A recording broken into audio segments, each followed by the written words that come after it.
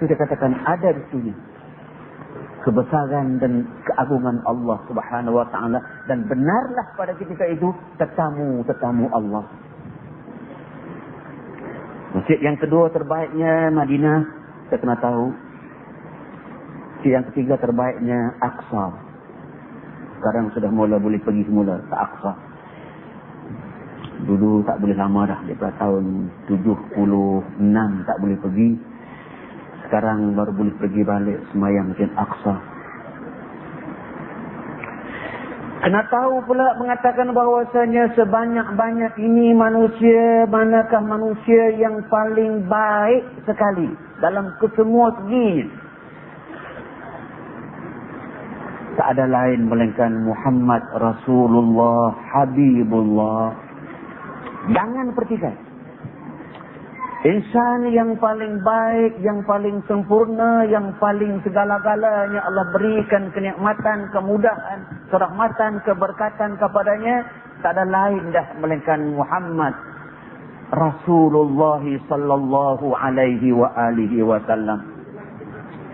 Insan pilihan, insan yang budinya, nuraninya, hatinya, amalnya, jasadnya, segala-galanya dipanggil akmala khalqillah. Sempurna makhluk Allah. Wa ahsana khalqillah, sebaik-baik makhluk Allah. Muhammad sallallahu alaihi wa alihi wasallam. Begitulah maka orang tanya Nabi, tahukah kamu siapakah yang paling bakhil dalam hidup ini? Sahabat-sahabat kata, Allah dan Rasulnya mengetahui. Nabi kata, al-bakhilu man dzukirtu indahu falam yusalli alayya. Orang yang paling bakhil itu, Nabi kata, orang yang disebut di hadapannya, didengari oleh telinganya nama aku Muhammad, mereka tidak menyebut sallallahu alaihi wa alihi wasallam. Itulah orang yang paling bakhil, kata Nabi. Dan orang yang bakhil ini, al-bakhilu aduwullah. Orang bakhil menjadi musuh Allah dan musuh Muhammad. Tiap-tiap kali tuan-tuan mendengar khutbah, mendengar ceramah, radio, televisyen, mana sahaja orang sebut Muhammad sahaja, sebutlah dalam hati, dalam mulutnya sallallahu alaihi wa alihi wasallam. Sallallahu ala Rasulillah, salawatullahi alaihi. Itu kerana Nabi kata, bukan untuk faedah kepada aku, tapi orang sebut kepadanya nama aku, disebutkan sallallahu alaihi wasallam, Allah akan merahmatinya dengan 10 rahmat.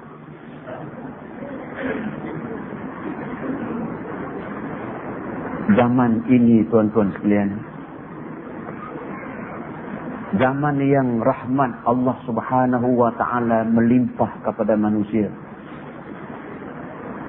Mungkin kerana orang sudah faham, orang sudah mengetahui betapa gunanya orang menyebut Muhammad sallallahu alaihi wasallam itu, maka rahmat Allah kepada kita ini semakin hari semakin melimpah ruah. Kalau kita gunakan akal kita, kadang-kadang masa di rumah kita ke di mana ke, cuba kenang balik. Zaman Nabi besar kita Muhammad itu Allah hidupkan zaman-zaman jahiliyah. Zaman para sahabat bersama dengan Nabi kita mengembangkan Islam. Zaman mereka memberikan kepada Islam itu segala apa yang mereka miliki. Yang miliki harta, beri harta, miliki tenaga, bagi tenaga, miliki akal, bagi akal, miliki kemuliaan, beri kemuliaan, beri segala-galanya kepada Islam. Tetapi seolah-olahnya sumbangan mereka, tenaga mereka yang begitu besar kepada Islam, seolah-olahnya, saya gunakan seolah-olahnya Allah tidak memberikan kepada mereka kesenangan hidup. Zaman mereka, zaman tamadun dunia ini berada pada tahap zero, tahap kosong. Itulah yang kita lihat sekarang. Kita tengok rumah Nabi itu yang masih kita lihat sampai hari ini. Itu Makam Rasulullah itulah bilik Aisyah. Tempat Nabi kita meninggal pada pagi itu, bilik rumah Aisyah, rumahnya kecil sahaja, di bilik itulah juga dikebumikan Rasulullah sallallahu alaihi wasallam. Kecil. Tengok ke atas, kipas tak ada. Tengok kanan, peti ais tak ada. Tengok kiri, perempuan tahu ni, microwave tak ada. Aisyah tak pakai microwave. Tengok ke depan, seti, kursi tak ada. Tengok sana, tak ada gambar, tak ada hiasan, kosong. Makanan paling baik Nabi boleh makan. Innama ana ibnu imra'atin kanat ta'kulul qadid. Keluarga saya, Nabi kata, kalau boleh kami makan daging pun daging kering. Qadid, daging kering. Orang tikam batu dia tak kena daging kering dah. Kena daging basah ya. Daging kering. Apalah sedapnya ada daging. Itu yang paling baik Nabi kata. Kalau tidak pun aishna ala tamarat. Kami hidup dengan makan buah tamar. Pernah Nabi puasa.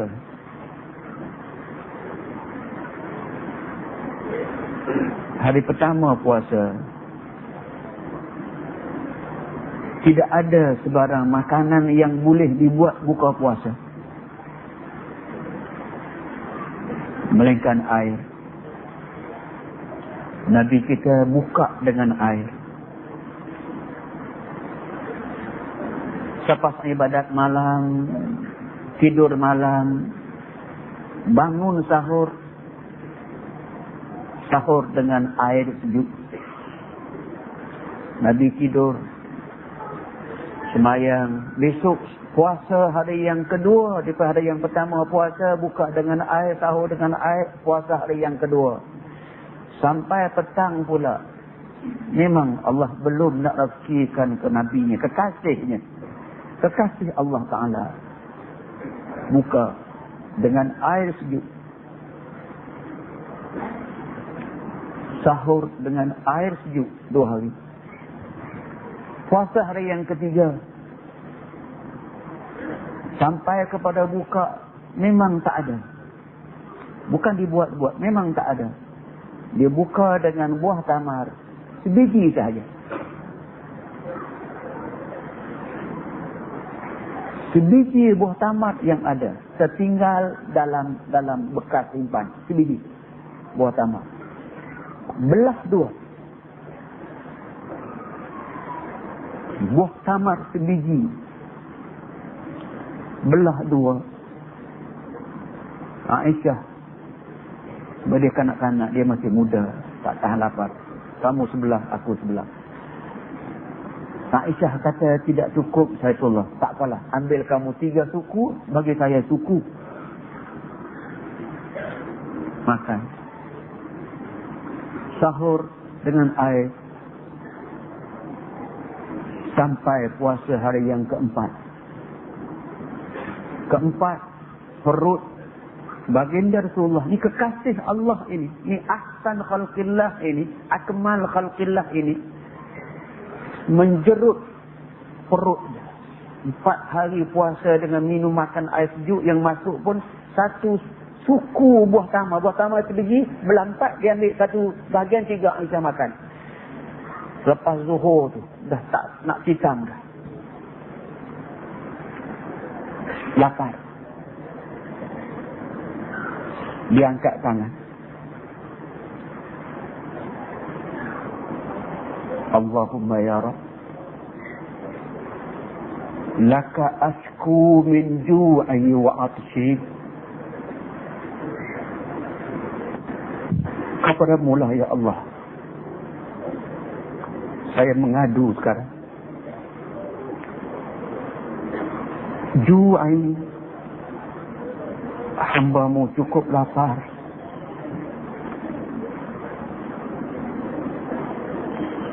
wa absi, hambamu cukup dahaga. Fa'at'inni ma'indak,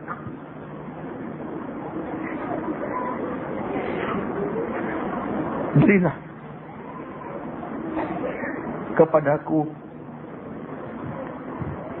sedikit yang ada daripadamu.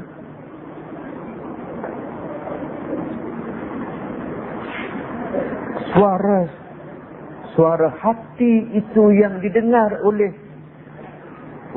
Zaid. Suara Zaid mendengar di belakangnya budaknya, Allahumma laka asku, suara perlahan saja. Ya Allah, hamba mengadu padamu sekarang. Hamba lapar, hamba dahaga. Berilah sedikit rezeki daripadamu ya Allah untuk menutupkan dahaga ini. Suara itu tiba-tiba sekejap saja Zaid kata, aku rasa macam bumi ini nak ditenggelam ke alam, menggegar bumi. Debu berterbangan, mengapa jadi macam meribut besar. Tiba-tiba tercegat di hadapan kami makhluk Allah, nama dia Malakul Jibal, malaikat penjaga bukit, wa Malakul Rizqi, malaikat menjaga rezeki. Mereka turun kata, ya Muhammad, kami tak tahan mendengar rintihan. Kami tak tahan mendengar rintihanmu ya Muhammad. Suara kamu kami dengar sampai al-mala'il a'la. Kamu mengadu, kamu lapar. Sedangkan aku raja bukit, yang aku boleh jadikan bukit ini emas kepadamu wahai Muhammad. Kata malaikat jaga rezeki, wahai Muhammad, aku yang memberi rezeki ke insan, ke semua sekali. Sebanyak mana aku boleh beri kepada Muhammad ini. Aku kesihan kepada, aku datang kepadamu sekarang. Allah kata, pergi tanya hamba aku dia nak apa, berilah apa dia nak. Cukuplah rintihan sebanyak itu. Sedih sungguh kami. Kekasih Allah lapar, kekasih Allah ini dahaga. Sebutlah kamu nak apa sekarang. Allah beri dah. Tapi tengok insan yang budinya, imannya, hatinya. Dia angkat tangan. Ya Rabb. Dia tak minta juga tak malaikat itu. Tak minta juga tak malaikat itu. Kamu makhluk macam aku juga. Kalau Allah tak izin, tak bagi, tak jadi. Ya Rabb. Oh Tuhan. Yang saya nak minta ini, kalau boleh ya Allah, berilah saya sehari yang saya boleh makan. Tak kenyang tak apa, bagi makan sudah. Tapi sehari lagi jangan bagi. Hari yang saya kenyang, saya dah dapat makan. Fal yawmal ladzi asbah askurullah. Hari yang saya lapar, hari yang saya kenyang, saya akan alhamdulillah. Alhamdulillah, alhamdulillah. Saya puji Allah saya kenyang. Fal yawmal ladzi aju, hari yang saya lapar tadi, atadarra ilaika ya Allah. Saya nak mengadu padamu ya Allah. Saya seronok mengadu denganmu bila perut saya lapar. Kosong saya. Malaikat kata, tak, aku nak jadikan kepadamu ini bukit, ini kesemua emas wahai Muhammad. Kamu kaya, kamu raya, kamu senang segalanya. Dia kata, la hada ma urid. Bukan itu yang aku nak. Apa yang kamu nak? Riban min Rabbi. Keredaan Tuhanku dah cukup. Biarlah kenyang sehari, lapar sehari, kenyang sehari, lapar sehari, itu dah alhamdulillah. Kerana kalau aku seorang kenyang tapi umat aku lapar, apa gunanya? Kalau aku senang sekali-kalanya umat aku lapar, apa gunanya? Susah, apa gunanya?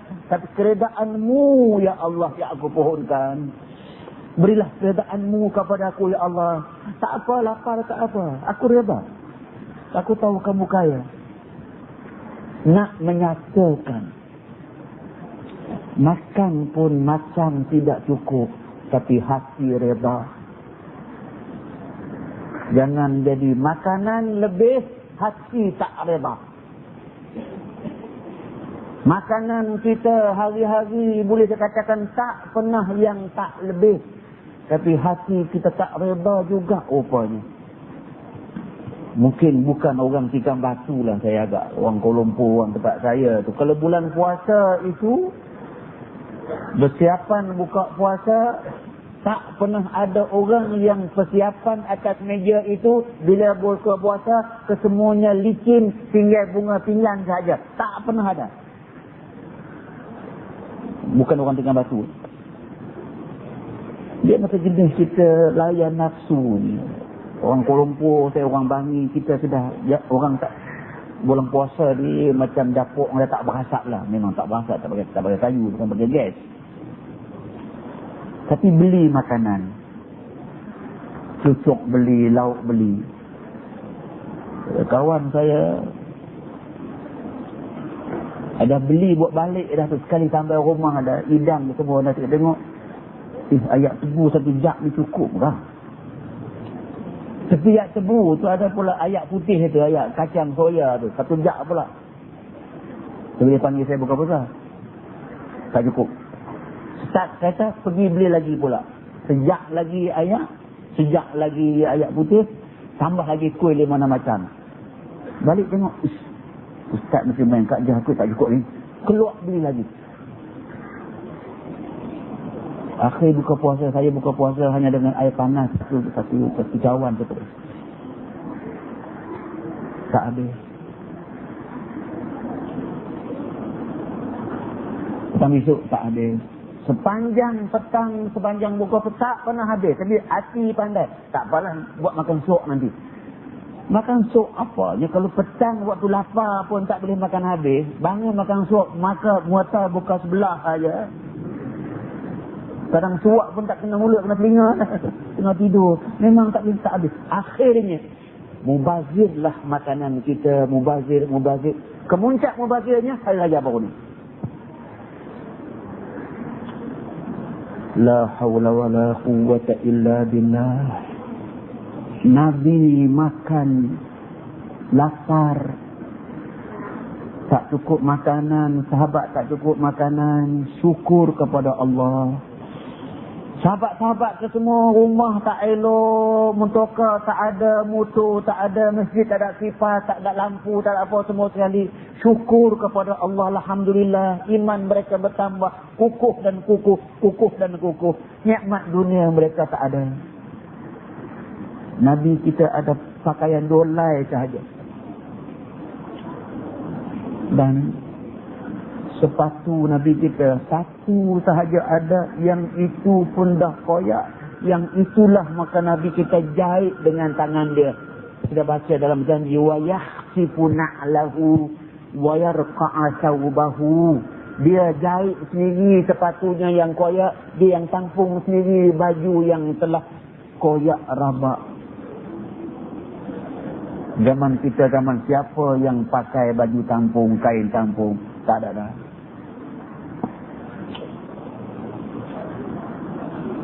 Tuan-tuan, pada malam ini saya rasa tidak ada seorang pun yang hanya ada 2 helai baju sahaja. Macam Nabi kita 2 helai baju saya ada. Tuan-tuan, tak ada seorang pun yang ada satu kasut sahaja. Yang satu itulah koyak dah, carik dah, siap dah, tak ada. Saya ada 4 pasang, 5 pasang kasut, 10 helai kain, 5 helai baju, 10 helai baju, songkok 3-4 helai dan sebagainya. Setel 2-3 buah. Nikmat bertambah-tambah. Yang saya nak sebut mengajak diri saya insafi ini bahawasanya sepatutnya semakin nikmat Allah itu bertambah kepada kita, semakin tingkat ketaatan kita kepada Allah. Semakin banyak Allah berikan kepada kita kesenangan-kesenangan dunia ini, semakin bertingkatlah ketakwaan kita kepada Allah. Semakin banyak Allah berikan kepada kita kemudahan-kemudahan hidup. Sepatutnya Islam ini semakin hari semakin bersemarak. Semakin terserlah, semakin dilaksanakan tuntutannya oleh manusia sekalian. Tapi adakah itu hakikat yang kita hadapi sekarang ini? Saya dapati, saya amat besar hati mendengar tadi. Dengar mengatakan tuan-tuan buat masjid. million dengan titik peluh sendiri, dengan tidak mengharapkan kerajaan beri atau siapa-siapa yang luar beri mereka sedikit sahaja, buat sendiri. Saya besar hati. Satu pertanda yang paling baik. Satu pertanda umat Islam sudah tahu, dah mengatakan harta yang dia miliki adalah lebih baik kepadanya menginfakkan harta itu pada jalan Allah Subhanahu Wa Taala, maka buat masjid. Berapa banyak yang macam ini berlaku seluruh Malaysia? Kebanyakan masjid-masjid yang ada hanya menunggu bantuan kerajaan luar bandar. Bantuan ini pun dia datang tiap-tiap 5 tahun sekali. Dah okey dah tu. Tak boleh sebut dah. Sedangkan yang kita tahu sangat mengatakan bahawasanya wang yang Allah berikan kepada kita itu, kita pemegang amanah daripada wang itu. Pemegang amanah Allah pesankan sebaik-baik tempat kamu nak belanjakan wang kamu ini yang paling beruntung kepada kamu. Allah sebut surah Baqarah. Masalul ladzina yunfiquna amwalahum fi sabilillahi kamathali habbatin anbatat sab'a sanabil fi kulli sumbulatin mi'atu habbah wallahu yudha'ifu liman yasha wallahu wasi'un 'alim. Al-Baqarah. Orang-orang yang telah menginfakkan, membelanjakan harta mereka itu pada jalan Allah Subhanahu Wa Taala, yang pasti masuk kepada buat masjid sebagai contoh, samalah perumpamaan dengan orang yang menanam sebiji benih. Benih itu akan menumbuhkan 7 dahan. Tiap-tiap satu dahan akan berbuah dengan 100 buah. Arti sebiji benih kita tanam, dia akan buahkan 700 kali ganda. RM1 ditanamkan dengan penuh ikhlas, Allah akan gandakan 700 kali ganda. Kemudian selain 700, wallah yudha'ifu. Dalam tafsir katakan maknanya Allah boleh tambah lagi. Bukan 700 sahaja diberi, disebut dah kamathali habbatin, macam benih yang tumbuh 7 dahan, satu dahan 100, 700, satu balas 700, tak berhenti situ.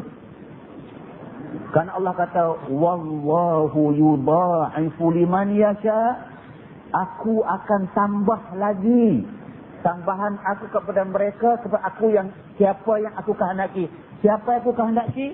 Orang yang menginfakkan dengan tangan kanannya, membelanjakan wang jalan kebaikan dengan tangan kanannya. Tangan kiri dia pun tak tahu pun mengatakan tangan kanan